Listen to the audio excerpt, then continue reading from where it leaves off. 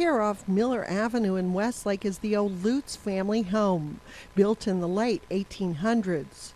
It was dilapidated and decaying when Ray Doran bought it nearly a decade ago.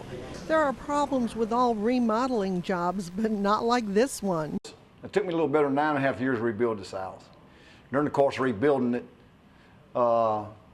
people were spooked. They heard voices in rooms when there were nobody else in there but them. Tools disappeared.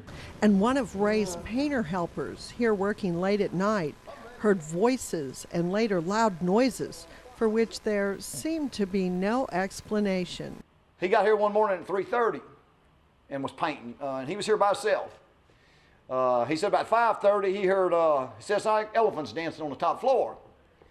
Said, you know, people dragging dressers across the floor and everything else.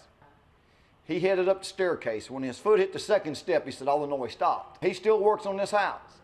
He will not come back in this house without the Bible in his hand. Paranormal investigators are coming to see what they can make of the situation. That's why Ray hosted a sort of open house to hear stories from many of the old-timers in Westlake who knew the Lutz family. Eloise McBride is the last surviving member of the family.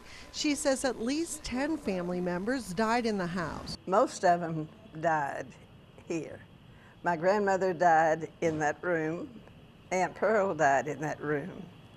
Uncle Tully died in that corner room. And in those days, it was customary to hold the wake at home. Well, back then, we didn't have a funeral home, and the bodies were brought back to the house. The last person to live here was McBride's uncle, Fred Lutz. They found Fred just inside the door in the hallway. Those who knew him say they wouldn't be surprised if Fred Lutz or some of his relatives came back to the old family home.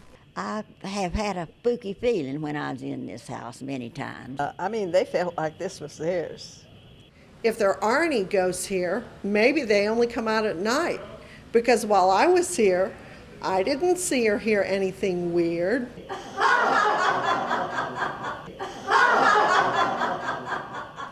In Westlake, Teresa Schmidt, KPLC 7 News.